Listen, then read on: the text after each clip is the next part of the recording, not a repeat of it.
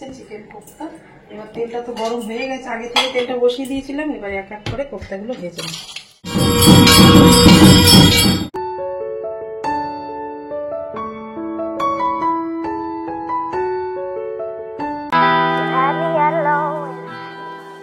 Good morning, তোমরা সবাই কেমন আছো? আশা করি খুব ভালো আছো, সুস্থ আছো। আমরাও ভালো আছি। দেবনাথ ফ্যামিলিতে তোমাদের আরেকবার স্বাগত।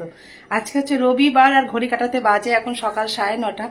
তো এখন থেকে এই ব্লগটা শুরু করলাম তোমাদের সাথে নিয়ে, সঙ্গে আজকে ব্লগটা শুরু করলাম। তো চলো তোমরা আমার সাথে থাকো, সঙ্গে থাকো, আশা করছি আজকের ব্লগটা তোমাদের ভালোই লাগবে। তো চলো, সকালে ব্রেকফাস্ট বানাতে হবে, ছেলে বাড়িতে রয়েছে। তা ব্রেকফাস্ট দিয়ে শুরু করি। তা দুপুরে কি কি রান্না করবো সবটাই তোমাদের সাথে শেয়ার করবো। তা চলো ব্রেকফাস্ট রান্না করা চলে এসেছি, ব্রেকফাস্ট বানাবো।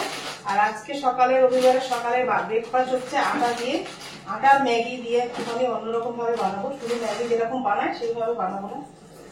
জল বসিয়ে দিয়েছি, ম্যাগিটা আগে সেদ্ধ করে নিতে হবে। আর আমাদের কিন্তু ম্যাগি খেতে গেলে কিন্তু এই আটা ম্যাগিটাই খাই, মজা ম্যাগিটা খুব একটা আনা হয় না। আজকে ম্যাগি দিয়ে রবিবারের ব্রেকফাস্টটা হোক। তা দেখো, দুখানা আটা ম্যাগি কিন্তু আমি ওর মধ্যে জলের মধ্যে সেদ্ধ দিয়ে দিলাম। ব্যাস, এর মধ্যে আর কিছু দেওয়ার দরকার। যেরকম আমরা ম্যাগি সেদ্ধ করে মানে রান্না করে খাই, সেটাও ওরকম করবো না। অনেক সবসময় না এক জিনিস একভাবে খেতে না কারোরই ভালো লাগে না। তা ছেলে বললো, মা আজকে ব্রেকফাস্টে শুধু ম্যাগি খাবো। তাই ভাবলাম ও ম্যাগি তো সেই জলের মধ্যে দিয়ে মশলা দিয়ে খায়, তাহলে আমি একটু অন্যরকমভাবে ওকে একটু বানিয়ে দিই, তাহলে ওরও খেতে ভালো লাগবে। আটা ম্যাগিটা সেদ্ধ হয়ে গেছে, তারপর আমি একটা ঝুড়ির মধ্যে জলটা ঝরিয়ে নিয়ে একটা বাটির মধ্যে নিয়ে নিলাম। ওর মধ্যে কিছু উপকরণ আমি মেশালাম। তোমরা চাইলে কিন্তু এগুলো নাও দিতে পারো, শুধু ডিম দিয়েও কিন্তু এটা করতে পারো। কিন্তু আমি ওই যে সব কিছুতেই কিন্তু ছেলেকে একটু ভেজিটেবল অ্যাড করার চেষ্টা করি।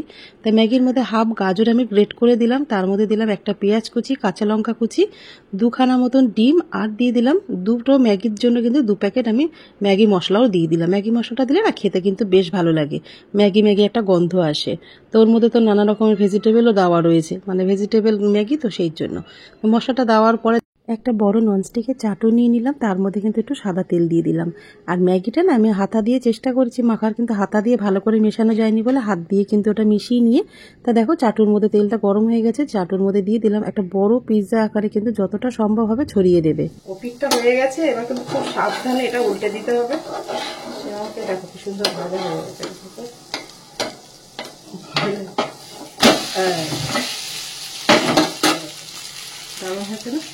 Maggi pizza. সারা সপ্তাহ ছুটি থাকে না, রবিবার একটা দিন ছুটি পায়, তাও সকালবেলাটা শুধু ছুটি, জিমের ছুটি। কিন্তু আবার বিকালবেলা কিন্তু ওকে ক্লাস করতে যেতেই হবে। তা সকালে যতটুকু সময় ও বাড়ি থাকে ততটুকুই কিন্তু ও আমার কাজে অনেকটাই সাহায্য করে। ঘরের এখানে পরিষ্কার করা, ওখানে ঝুল ঝাড়া, নিজের ঘর পরিষ্কার, ডাইনিং পরিষ্কার, সমস্ত কাজ কিন্তু একা হাতে করতে থাকে। দুজনে মা আর ছেলে চা খেয়ে নিয়ে ওর কাজ করছে, আমি আছি। 10টা বেজে গেছে, খেয়ে নে আগে, তারপরে পরে কর। কেন ঘরে ঝাড়ু আছে তো রে বাবু? ওইটা নেই, ঘর ঝাড় দাও, ঝাঁটা নিস না।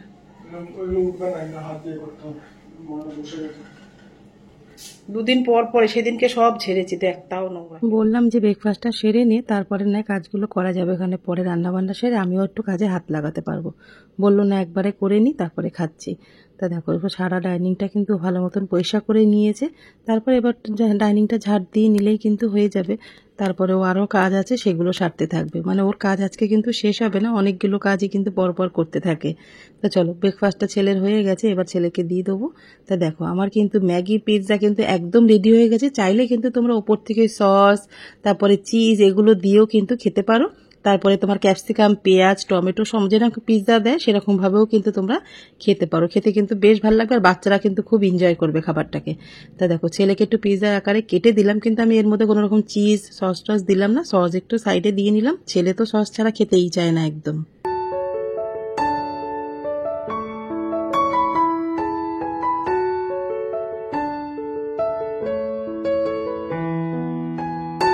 আমার কিন্তু ব্রেকফাস্ট বানানো একদম রেডি, কিন্তু আমার ছেলের কাজ কিন্তু এখনও শেষ হয়নি। এখনও দেখো ঘরের সমস্ত কাজ করে ঝাড়া পোছা করে তারপরে চলে আসলো এখন জামা কাপড়গুলো ওয়াশিং মেশিনে দিতে। অনেকগুলো বেড কাভার জমে গেছে বৃষ্টির জন্য, জানো তো, কাচতেই পারছিলাম না।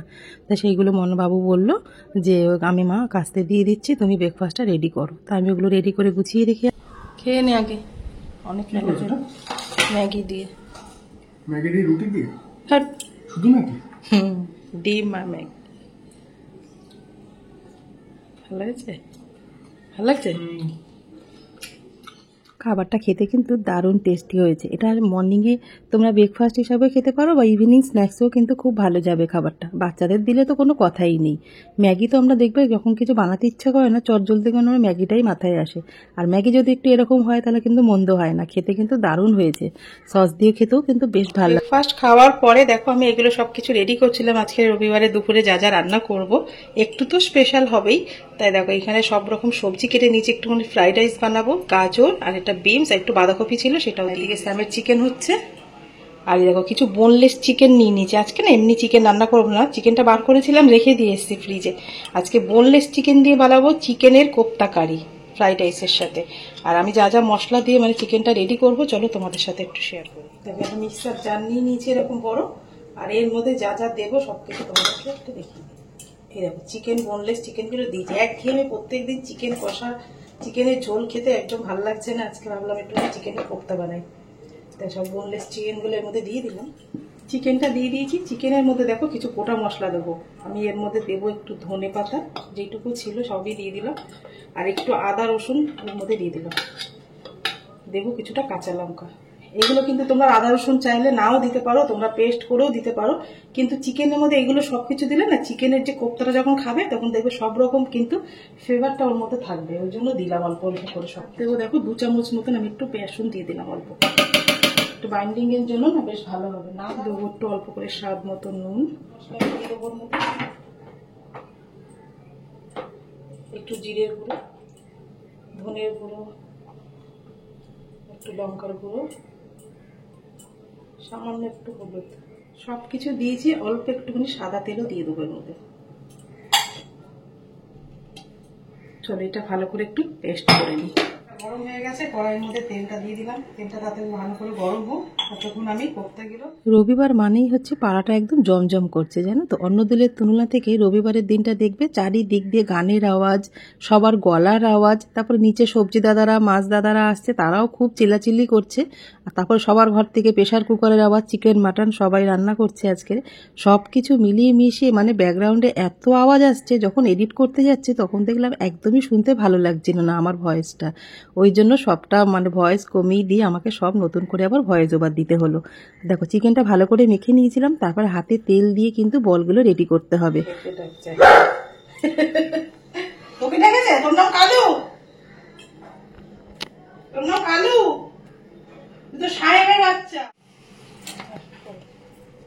এই দেখো এই কটা হয়েছে চিকেন কোপ্তা।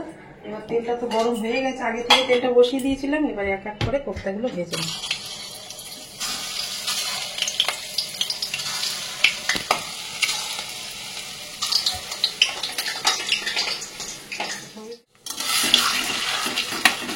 তেল কিন্তু খুব সহজেই উঠে যাবে, মানে এই উল্টানো নিয়ে কোনো রকম সমস্যা নেই। এবার একটু লাল লাল করে ভেজে নেবো। আর কোপ্তাটার মধ্যে না না সব তো আমি দিয়ে দিই, কিছু মশলা আমি অ্যাড করেছিলাম, গরম মশলা, একটুখানি কালার লঙ্কার গুঁড়ো। এগুলো একটু লাল লাল হয়ে যাক, তারপর উঠে যাক। চিকেনগুলো একদম ফুলে ফুলে কিন্তু এখন বলের মতো হয়ে গেছে, মানে এতটাই ফুলে গেছে। এই দেখো চিকেনের বলগুলো কিন্তু খুব বড় বড় হয়ে গেছে, আমি তাহলে একটু ছোট করতাম, এতটা ফুলে সফট হয়ে গেছে একদম। এই যে হালকা একটু বেসন দিয়েছি না সেই জন্য। কতগুলো কোপ্তা ভাজা হয়ে গেল আমার, এগুলো নামিয়ে বাকি যেগুলো আছে সেগুলো ভেজে। কোপ্তাগুলো ভাজা হয়ে গেছে, ওই তেলের মধ্যে আমি একটু গোটা মশলা কিছু দিয়ে দেবো, তেজপাতা, সাদা জিরে, গোটা গরম মশলা। মিক্সারে আমি একটা কিন্তু মশলা করেছি, তোমাদের সেটা দেখাতে পারিনি, এখন তোমাদেরকে একটু বলে দিই এর মধ্যে কি কি আছে। কাজু বাদাম, পেঁয়াজ, একটা বড় সাইজের পেঁয়াজ দিয়েছি, 4টে আমন্ড বাদাম দিয়েছি, কাঁচা লঙ্কা, আদা রসুন, সবটাই কিন্তু একসাথে আমি মশলা বেটে নিয়েছি। এবার এই মশলাগুলো তেলের মধ্যে দিয়ে দেবো। আমন্ড বাদাম কিন্তু অপশনাল, দিতেও পারো না দিতেও পারো, মানে সকালবেলা মানে ভেজানো থাকে, অনেকগুলো বেশি ছিল সেই জন্য আমি 4খানা মতন দিয়ে দিয়েছিলাম। আর দেখো মশলা ধোয়া জল কিন্তু আমি এবার দিয়ে দিলাম। এটা চাইলে কিন্তু তোমরা সাদাও রাখতে পারো, মানে তোমার কোপ্তা কারিটা, সেটা তোমাদের ক্রিম টিম ফ্রেশ ক্রিম মানে দিতে হবে আর কি। আমি এটা সাদা রাখছি না আজকে, একটু কালার করবো সেই জন্য একটু হলুদ লঙ্কার গুঁড়ো কিন্তু আমি এর মধ্যে আবার সব গুঁড়ো মশলাগুলো এর মধ্যে অ্যাড করবো। প্রথমে এর মধ্যে একটু দিয়ে দেবো স্বাদ মতো নুন, ঝালের জন্য একটু গুঁড়ো লঙ্কা, একটু হলুদ, জিরের গুঁড়ো, ধনের গুঁড়ো, মধ্যে দেবো একটু আদা আর কাঁচা লঙ্কা বাটা। তখন আদাটা আমি অল্প দিয়েছিলাম মশলা। সমস্ত মশলা কিন্তু এর মধ্যে ভালো করে কষাতে হবে। একটু কালার লঙ্কা গুঁড়ো দিয়ে দেবো, 2-4 দানা চিনি, একটু গরম মশলার গুঁড়ো, সমস্ত মশলা ভালো করে। মশলা থেকে কিন্তু তেলটা ছেড়ে দিয়েছে। এবার যে ভেজে রাখা কোপ্তাগুলো সেগুলো আমি দিয়ে দেবো এর মধ্যে, দিয়ে এবার ওটা দিয়ে কোপ্তাগুলো দিয়ে মশলাটার সাথে ভালো করে কষিয়ে নেবো। আর এইদিকে দেখো আমি গরম জল বসিয়ে দিয়েছি, দেবো 2 কাঁচা লঙ্কা চিড়ে দিলাম, গরম জলটা দিয়ে দেবো। জলটা তোমরা হিসাব মতন দেবে, যেরকম গ্রেভি খাবে সেই অনুযায়ী জল দেবে। আমি একটু হালকা গ্রেভি রাখবো যাতে আজকে মানে ভাতটা মানে ফ্রাইড রাইসটা দিয়ে খেতে পারে, সেই অনুযায়ী খুব একটা একটু ঢেকে রাখবো। চিকেন কোপ্তা কারি কিন্তু আমার একদম রেডি হয়ে গেছে। এবার একটু ফ্রাইড রাইসটা বানাবো। তা আমি একটু অন্যরকমভাবে আজকে বানাচ্ছি। আমি কিন্তু ডিম, তারপরে চিকেন, চিংড়ি মাছ কিছুই দিচ্ছি না। ছেলে বললো মা চিকেন করেছো আর দিতে হবে না। তা দেখো আমি কিন্তু কড়াইয়ের মধ্যে সাদা তেল দিয়ে দিলাম বেশ খানিকটা, তার মধ্যে দিলাম রসুন, আদা, কাঁচা লঙ্কা কুচি। সেগুলো একটু ভাজা ভাজা করে নেওয়ার পরে কিন্তু খুব একটা লাল করিনি, তার মধ্যে আমি কিন্তু পেঁয়াজ কুচিও দিয়ে দিলাম। দিয়ে সেইগুলো ভালো করে একটু নাড়াচাড়া করে, খুব একটা লাল ভাজা করিনি, কেন সবজিগুলো কিন্তু আমি একসাথে সমস্ত কিছু ভেজে নেবো। আলাদা আলাদা করে ভেজে কিন্তু আমি কিচ্ছু তুলে রাখছি না। তা দেখো গাজর আর তোমার বিনস কিন্তু আমি ওর মধ্যে দিয়ে দিলাম। ক্যাপসিকাম ছিল না, সেই জন্য আমি ক্যাপসিকামটা দিইনি। তারপর গাজর আর বিনসটা একটু ভাজা ভাজা করে নেওয়ার পরে পেঁয়াজ, রসুন, আদা সমস্ত কিছুর সাথে কিন্তু একসাথেই আমি সবজিটাকে ভেজে নিলাম। গাজর আর বিনসটা হালকা ভেজে নিই, ওর মধ্যে আমি বাঁধাকপি কুচিয়ে রেখেছিলাম সেটাকে দিয়ে দিলাম। দিয়ে সমস্ত সবজিগুলো কিন্তু একসাথে আমি ভাজা করে নিলাম। তারপরে দেখো ওর মধ্যে গোলমরিচ আর একটু গরম মশলার গুঁড়োও দিয়ে দিলাম, কেন কাঁচা লঙ্কা অনেকটা পরিমাণে দিয়েছি তো, ঝাল কিন্তু ভালোই হবে। তারপরে দেখো আমার কিন্তু সবজিগুলো একদম ভাজা হয়ে গেছে ভালো মতন। বেশি একটা গলিয়ে ভাজার দরকার নেই, কেন এই ভাজাগুলো না একটু মানে শক্ত থাকলে ভালো লাগে খেতে মুখে পড়লে।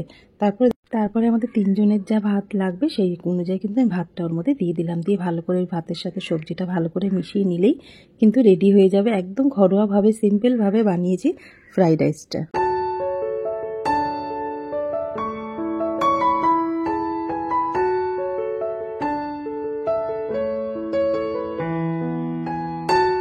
রবিবারের দুপুরে রান্নাবান্না কিন্তু আমার একদম হয়ে গেছে। ফ্রাইড রাইস আর হচ্ছে চিকেন কোপ্তা কারি। ফ্রাইড রাইসটা আজকে একটু অন্যরকমভাবেই বানিয়েছি, সবসময় একই রকম বানাতে তো আমার একদম ভালো লাগে না।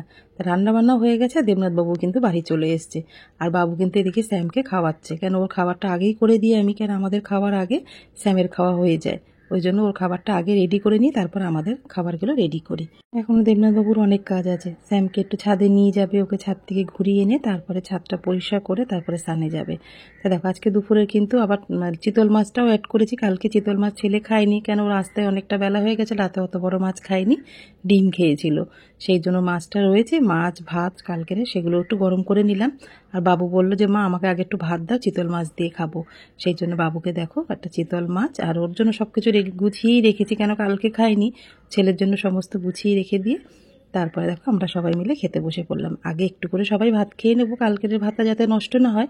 বাবার ছেলেকে খাবার সমস্ত গুছিয়ে দিয়ে এবার আমিও খেতে বসে পড়বো। আর দেখো দুজনেই কিন্তু বই দেখতে দেখতে বাবার ছেলে খাচ্ছে, আমাকে আবার ভয়েস ওভার দিতে হলো। আর আমিও কিন্তু বাটিদের মধ্যেই ভাত নিয়ে বসে পড়লাম, কেন কালকে চিতল মাছ ছেলের জন্য একটা না, দেবনাথবাবু একটা গোটা খেতে পারেনি, আমিও একটা গোটা খেতে পারিনি, সবার থেকে একটু একটু করে মাছ ছিল। বৃষ্টি হয়েছে, ছাতা নেবো নাকি? আমার ছেলে কিন্তু খুব দায়িত্ববান, জানো তো, কথা যেটা দেয় সেই কথা কিন্তু রাখার চেষ্টা করে। দেখো ও কিন্তু ক্লাস করাতে গেছিলো, আমাকে বলেছিল মা তুমি রেডি হয়ে থাকবে, আমি আসলে তোমাকে একটু পাটুলিতে ঘুরতে নিয়ে যাবো। তো এখন বাজে কিন্তু 8:30 মতন, তো ফোন করেছিল, ওই জন্য তাড়াহুড়া করে নিচে নেমে গেছিলাম, তোমাদের সাথে একটু কথা বলা হয়নি। ও হাতে যখন সময় পায় না তখন আমাকে নিয়ে একটু বেরোনোর চেষ্টা করে, কিন্তু দেবনাথবাবু তো সবসময় বেরোতে পারে না, কেন মার্কেট থেকে আসলে না ওর শরীরটা না একদমই ছেড়ে দেয়, জানো তো, সারাদিন দোকানদারি করে মার্কেট করে, ওই জন্য বাড়িতে আসলে ওর আর ইচ্ছা করে না কোথাও বেরোতে।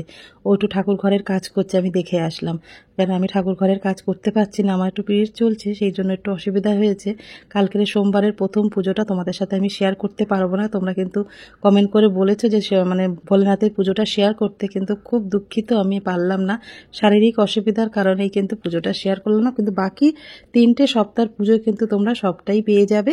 তা দেখো ছেলে আর আমি কিন্তু একটু পাটুলিতে চলে এসেছি। কী যে ভালো লাগছে অনেকদিন পরে ছেলের সাথে বেরিয়ে, খুব ভালো লাগছে। আর ছেলে সারাক্ষণ মানে কাজের মধ্যে থাকে, তো ওকেও আমি বলতে পারি না। পাটুলিতে এসেই আগে সবার প্রথমে কিন্তু পঞ্চমুখী বজরংবলীর দর্শন করে তাকে প্রণাম করে, বাবু ওই পাশে গাড়িটা রেখেছে, তারপরে আবার এপারে আসতে হবে পাটুলির এই জায়গাটায় আসতে গেলে। তারপর দেখো চলে এসছে। আর আজকে রবিবার না, প্রচুর ভিড় জানো তো, প্রচুর গান বাজনা আওয়াজ চলছে। তাই পাটুলিতে এসছি, তার নচিকেতাতে একটু চা কফি খাবো না তা কখনো হয়। সন্ধেবেলা দেবনাথবাবুকে একটু লাল চা করে দিয়েছি, আমি অল্প করে একটু লাল চা খেয়েছিলাম চিনি ছাড়া। তো এইখানে এসে ছেলে আর আমি খাবো বলেই কিন্তু সন্ধেবেলা চাটা ঠিক মতন খাইনি, কেন ছেলে আজকে বাড়ি ছিল না। তাই দেখো ছেলে কিন্তু বললো মা চা খাবে না কফি খাবে, আমি তো কোল্ড কফি নিয়ে গরম যা লাগছিল, তাই জন্য ছেলের আর আমার জন্য কিন্তু দুজনের জন্য দুটো কোল্ড কফি অর্ডার করে দিয়েছি। এখন মা ছেলে একটু পাটুলিতে দাঁড়িয়ে গল্পও করবো আর একটুখানি নিজেদের মতন সময়ও কাটাবো। তা ছেলে যখনই সময় পায় নিজের মতন করে কিন্তু আমাকে সময় দেওয়ার চেষ্টা করে, তাই ওরও তো একটা জীবন আছে, ও তো নিজের মতন করে সময় কাটাবে, তাই না? তা দেখো আমরা কিন্তু পাটুলি থেকে ঘুরে চলে এসেছি বাজার। কলকাতার অপোজিটেই এই দোকানটা, খাবারের দোকানটা মুকুল দরবার। এখান থেকেই কিন্তু আমাদের রাতের বেশিরভাগটা যখন খেতে ইচ্ছা করে এখান থেকেই খাবার নিই। তো চলো বাড়িতে গিয়ে তোমাদের সাথে আবার কথা হবে। দুপুরে খাওয়া দাওয়ার পরে তোমাদের সাথে আর একটু কথা হয়নি। তারপরে বিকালবেলা ছেলে ক্লাস করাতে গেছিল, 8টার দিকে ফোন করলো যে মা আসো তোমাকে একটু ঘুরিয়ে নিয়ে আসি পাটুলি থেকে। সবসময় ঘরে বসে থাকি তো মানে বকবক করি যে আমাকে কেউ কোথাও নিয়ে যায় না, তাই জন্য ছেলে একটু সময় নিজে মানে বার করে আমাকে একটুখানি পাটুলি ঘুরতে নিয়ে গেল, একটু কোল্ড কফি খাওয়ালো, তারপরে মানে 10 মিনিট মতন ওখানে একটু হাঁটাচলা করলাম, তারপরে বাড়ি চলে এসেছি। সেই বিকালবেলা ক্লাস করাতে গেছে ছেলে, ভিজে পড়ে গেছে, বৃষ্টি হচ্ছিল সেই সময়, ওই জন্য ভাবলাম ঠিক আছে আর বেশি ঘুরবো না, ছেলে গিয়ে একটু রেস্ট করতে পারবে, কারণ আবার ভোরবেলা ওর ক্লাস করানো আছে 6:30 থেকে, ওই জন্য চলে এসেছি। এখন 9টা 9:30 মতন বাজে। আসার সময় একটু চিকেন রোল খাবে বললো, তাই নিয়ে আসলাম। আর ছেলেই কিন্তু কোল্ড কফি টফি সবকিছু খাওয়ালো, আমাকে নিয়ে গেল। তা ছোট 10 মিনিট মাকে একটু সময় দিলেই ব্যাস, আমার এতেই খুশি হয়ে যাই। আর বেশি আমার সময় দিতে লাগবে না আমাকে, আমি এতেই খুব খুশি আছি। তা এই জন্য তোমাদের সাথে যাওয়ার সময় কথা বলতে পারিনি, তাড়াতাড়ি করে ফোন করেছিল, বাইরে দাঁড়িয়ে ছিল, ওই জন্য চলে গেছিল। আর বেশি বড় করবো না ব্লগটা। আর রাতে রান্না বান্না যা করেছিলাম রয়ে গেছে, আর এখন চিকেন রোল টোল এনেছি, ওগুলো খেলেই ব্যাস, আর খেতে হবে না। তা সকাল থেকে আছে রবিবার একটা ছোট্ট ব্লগ তোমাদের সাথে শেয়ার করলাম। তোমাদের কেমন লাগলো কমেন্ট করে জানিও, ভালো লেগে থাকলে লাইক কমেন্ট শেয়ার করো, আর আমার চ্যানেল নতুন হলে অবশ্যই সাবস্ক্রাইব করো।